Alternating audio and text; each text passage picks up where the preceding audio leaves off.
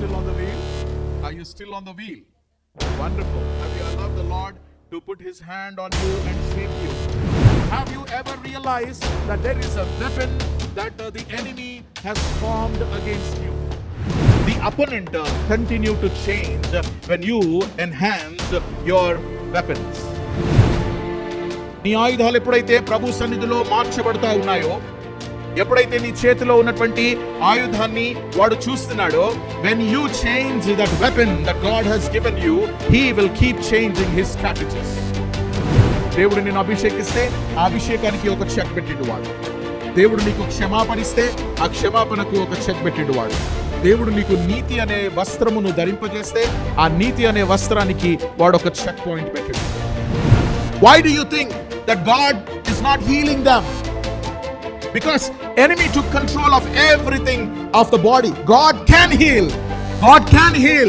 I'm not saying Jesus will not heal, but the word of God says very clearly here, a corrupted mind will give lots of things in your bitterness, hatred, unforgivingness, misunderstanding, throwing away stuff, putting away people, all of that stuff, mental harassment.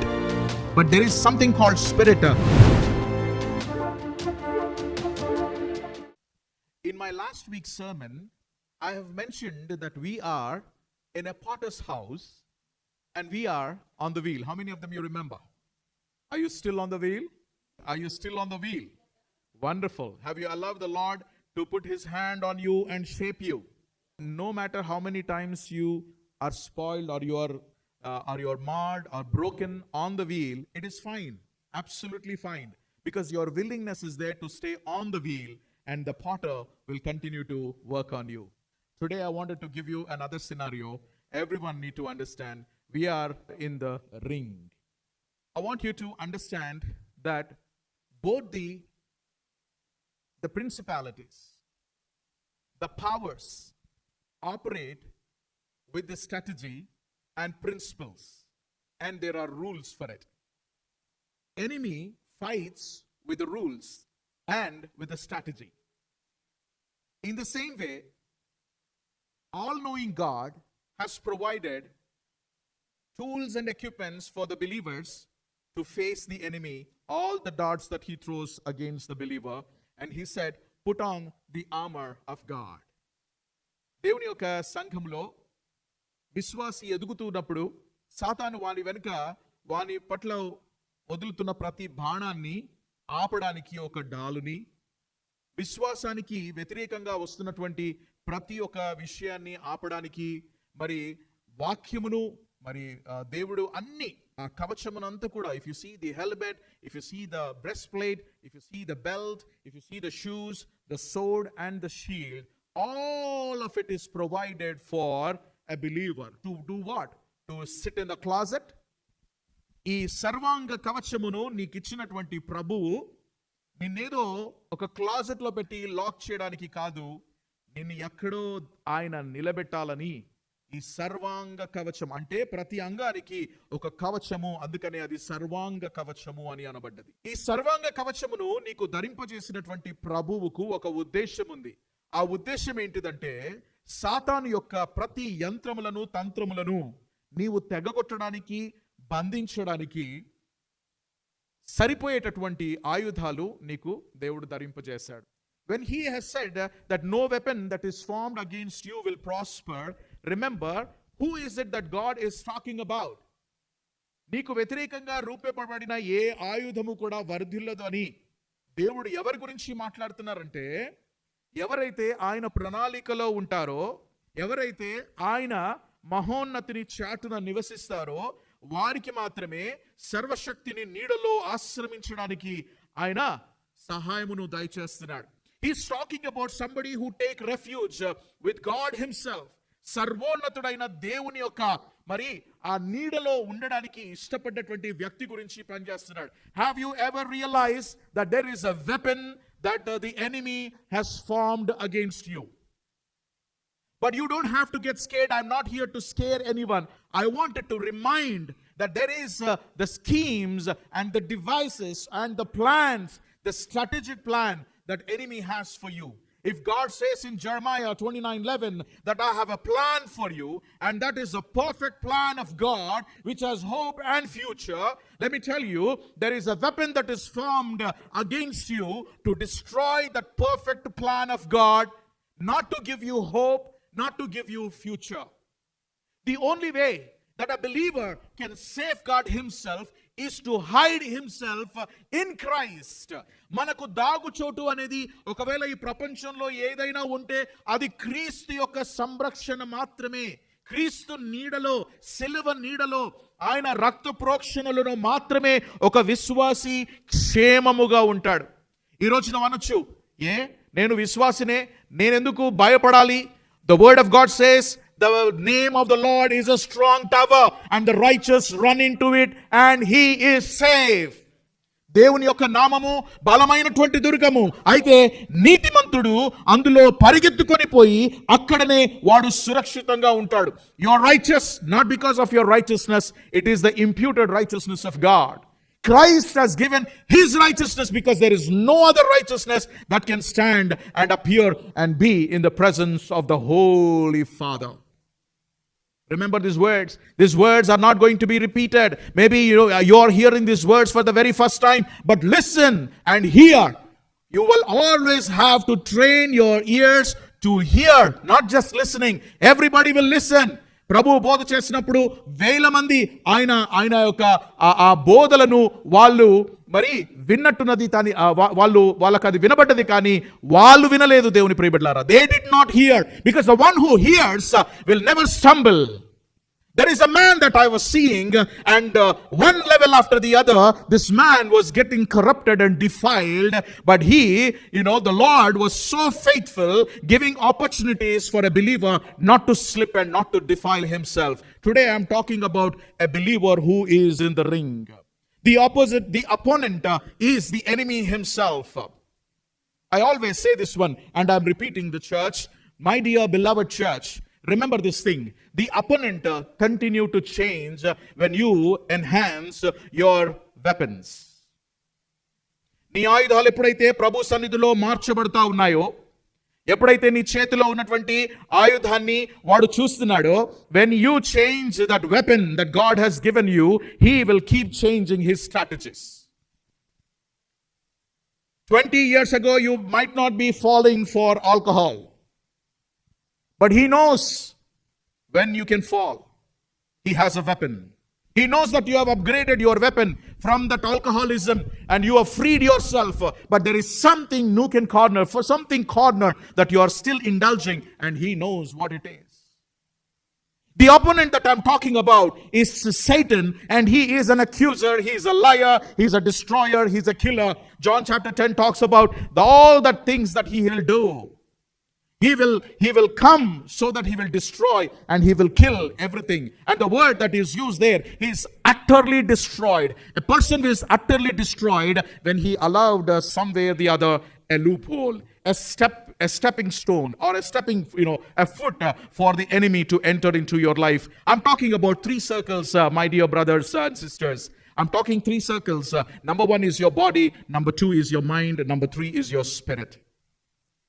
He puts his step in the body. He wants to defile your body so that he can take authority over it. If you allow, he will take the possession step by step, inch by inch. Once he takes control of your body, he will rule your body. 2 Corinthians chapter 2, verse from 5. If anyone has caused pain, he has caused it not to me, but to some measure, not to put it too severely, to all of you. For such a one, this punishment by the majority is enough. So you should rather turn to forgive and comfort him, or he may be overwhelmed by the excessive sorrow. So I beg you to reaffirm your love for him. For this is why I wrote, that I might test you and know whether you are obedient in everything. Anyone whom you forgive, I will forgive. Indeed, what I have forgiven, if I have forgiven anything, has been for your sake in the presence of Christ. And this is important, so that we would not be outwitted by Satan, for we are not ignorant of his design. See, he has a design. And God and Paul is saying that we are not ignorant of the design of enemy. But I'm asking you, are you aware that there is a design of Satan, to destroy everything that God has given you? దేవుడు నిన్ను అభిషేకిస్తే ఆ అభిషేకానికి ఒక check పెట్టిండు వాడు. దేవుడు నీకు క్షమాపణ ఇస్తే ఆ క్షమాపణకు ఒక చెక్ పెట్టిండు వాడు. దేవుడు నీకు నీతి అనే వస్త్రమును ధరింపజేస్తే ఆ నీతి అనే వస్త్రానికి వాడు ఒక చెక్ పాయింట్ పెట్టిండు. దేవుడు నీ ప్రాస్పారిటీ ఇస్తే ఆ ప్రాస్పారిటీకి వాడు ఒక చెక్ పాయింట్ పెట్టిండు. దేవుడిచ్చే ప్రతి ఆశీర్వాదానికి వాడు ఒక చెక్ పాయింట్ పెట్టిండు. ఎప్పుడైతే when we take out that security that God has kept in our life, we lose that battle in that area, whether it is physical, whether it is mental, or whether it is spiritual. Today, read that now from the beginning. Amma, మొదటి నుంచి కొన్ని వచనాలు తల్లి. 2 కొరింథీ 2వ అధ్యాయం మొదటి నుంచి. ఎవడైనాను first verse నుంచి సార్. మరియు నేను దుఃఖముతో మీ యొద్దకు తిరిగి రానని నా మట్టుకు నేను నిశ్చయించుకొంటిని. నేను మిమ్మును దుఃఖపరచున ఎడల నా చేత దుఃఖపరచబడిన వాడు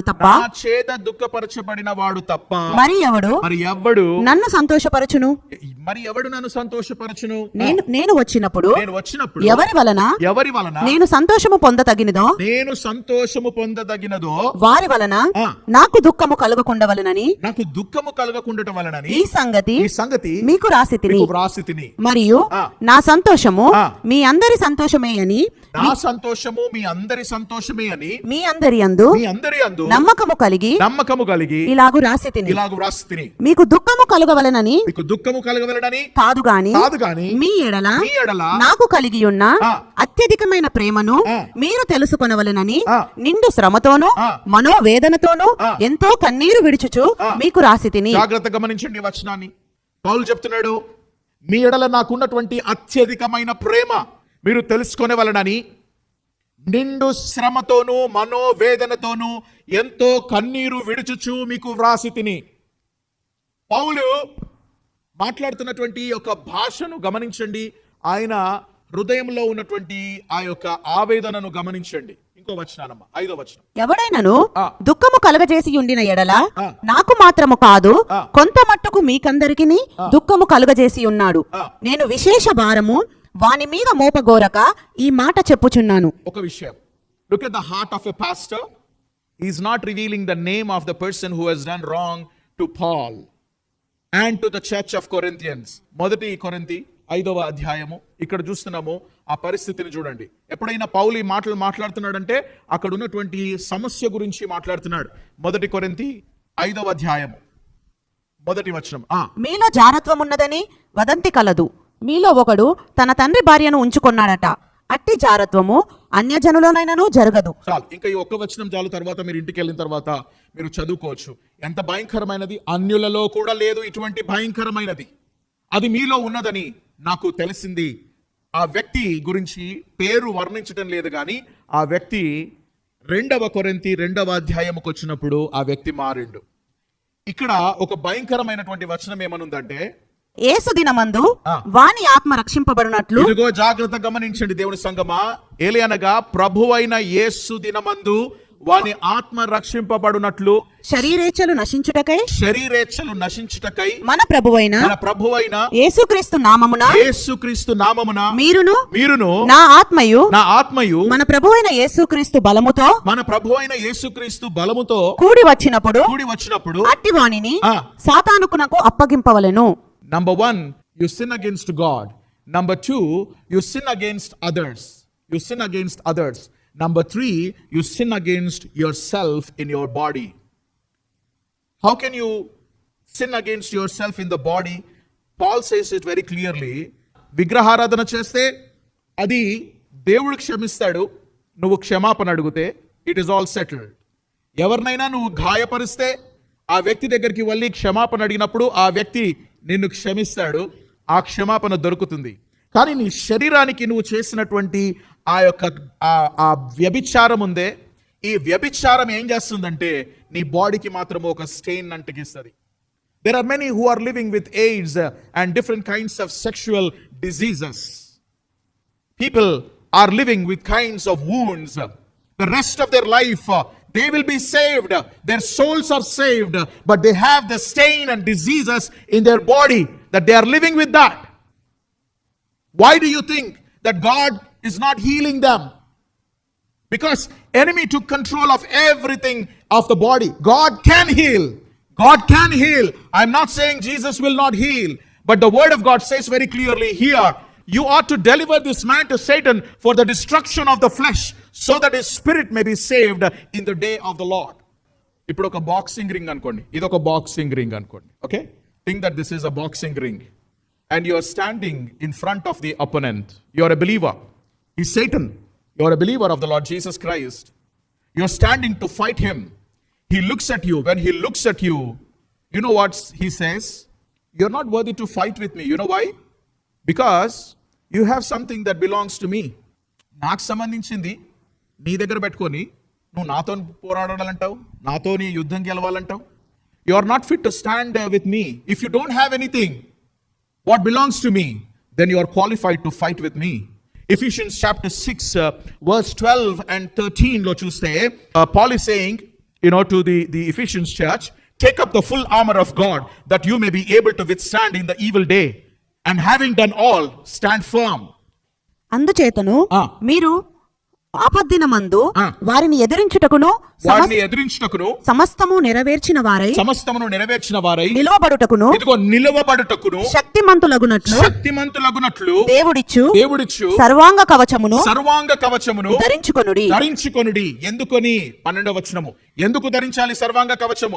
ఎలాగనగా మనము పోరాడునది శరీరులతో కాదు గాని ప్రధానులతోను అధికారులతోను ప్రస్తుత అంధకార సంబంధులకు లోకనాథులతోను ఆకాశ మండలమునందున్న దురాత్మ సమూహములతోను పోరాడుచున్నాము. కనుకనే 1 Peter chapter 5 verse 8, the word of God says, నిబ్బరమైన బుద్ధి గలవారమై మెలకువగా ఉండుడి. మనము మెలకువగా ఉండాలి.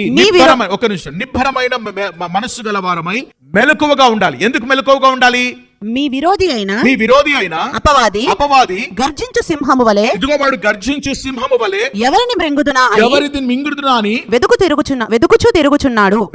తిరుగుచున్నాడు. సంరక్షణ, దేవుని యొక్క కవచము, దేవుని యొక్క ప్రదేశము. There is a place, there is a shield that is given. నీకు ఒక స్థలమును దేవుడు ఇస్తున్నాడు. ఆ స్థలం ఏంటంటే మహోన్నతుని చాటున. నీకు ఒక సర్వాంగ కవచం ఇస్తున్నాడు నువ్వు ధరింప చేసుకోవడానికి. ఎందుకంటే నీవు యుద్ధంలో ఉన్నావని ప్రభు నీతో చెప్తున్నాడు. దేవుని ప్రియపట్లారా, 19వ వచనం చదవమా.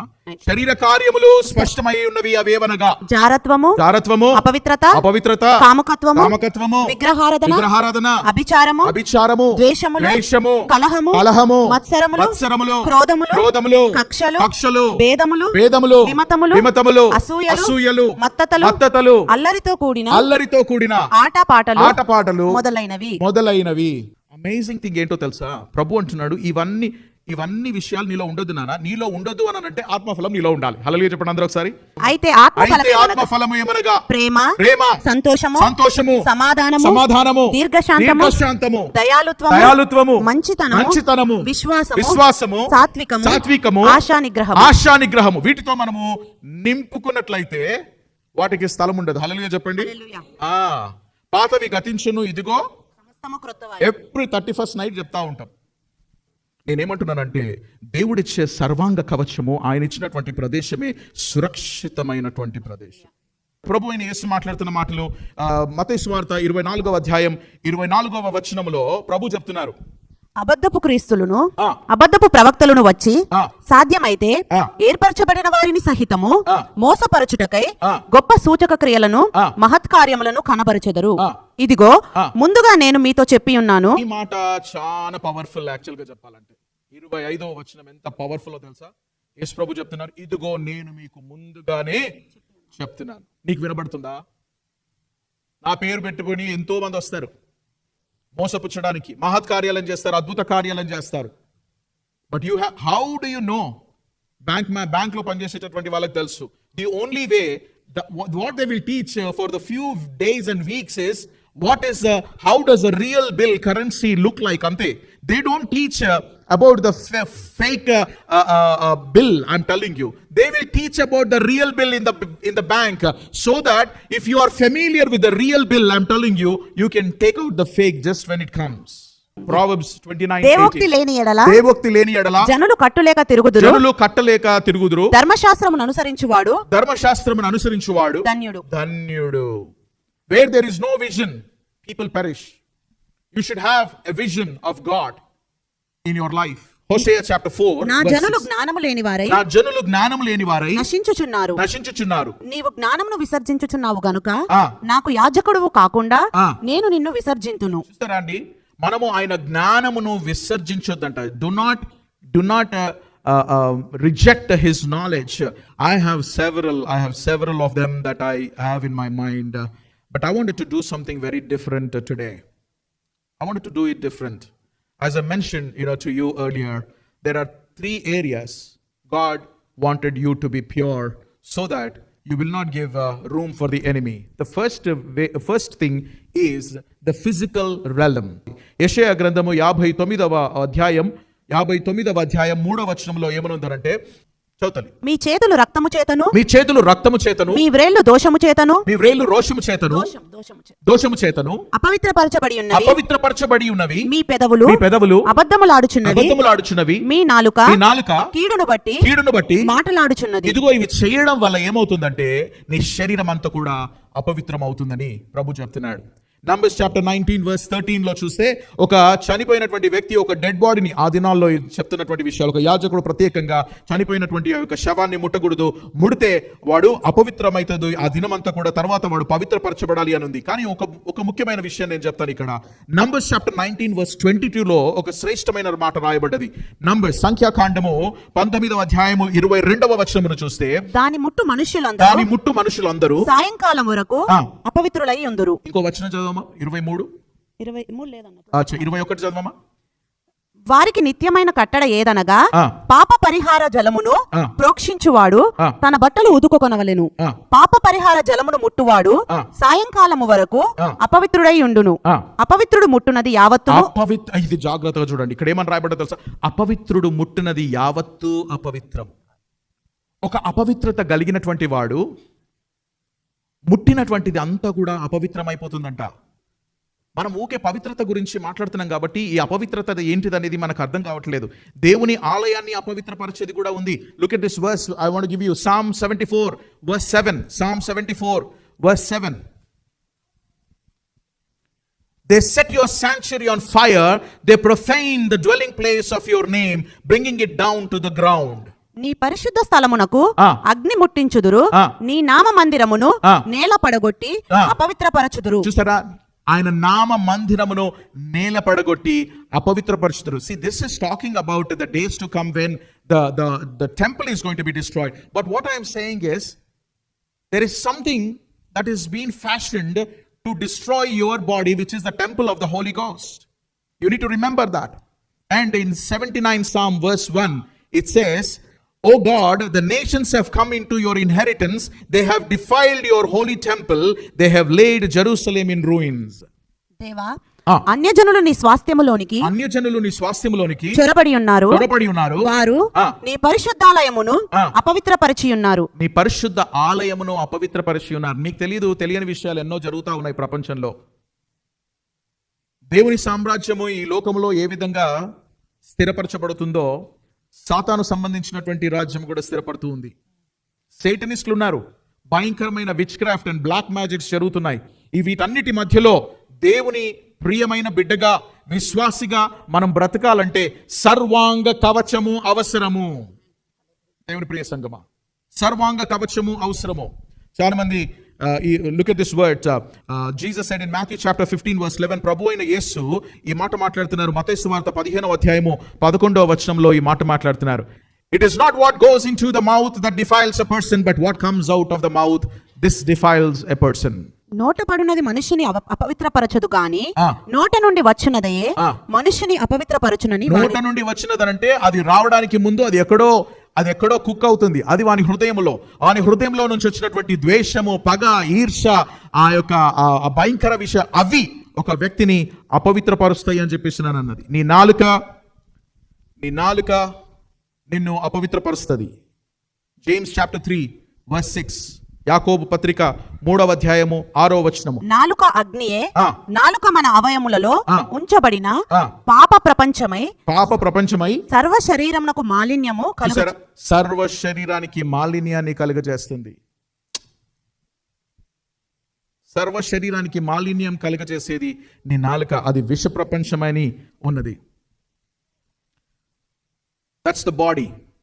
When you come to the mental stage, the word of God says in Hebrews chapter 12 verse 15,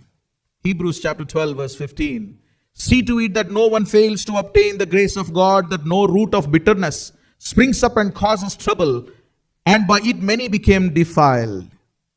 మీలో ఎవడైనను ఆ. దేవుని కృపను పొందకుండా తప్పిపోవునేమో అనియు ఆ. చేదైన వేరు ఆ. ఏదైనను మొలిచి ఆ. కలవరపరచుట వలన ఆ. అనేకులు అపవిత్రులై పోవుదురేమో అనియు. చాలా టైం పడుతుంది చేదైన వేరు మొలవడానికి. బయటకు వచ్చేదాకా తెలియదు అది మొలిసిందని. అర్థమవుతుందండి?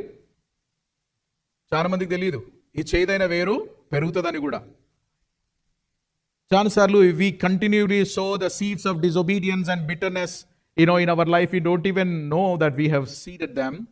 After some time you will see the crop of disobedience and hatred coming out. But hatred has begun with some kind of a thing inside in your mind. In Titus 1:15, Paul says, to the pure all things are pure, but to the defiled and unbelieving nothing is pure, but both their minds and their consciousness are defiled. పవిత్రులకు అన్నియు ఆ. పవిత్రములే గాని ఆ. అపవిత్రులకును అవిశ్వాసులకును ఏదియు పవిత్రమైనది కాదు. వారి మనస్సును ఆ. వారి మనస్సాక్షియు అపవిత్రపరచబడి ఉన్నవి.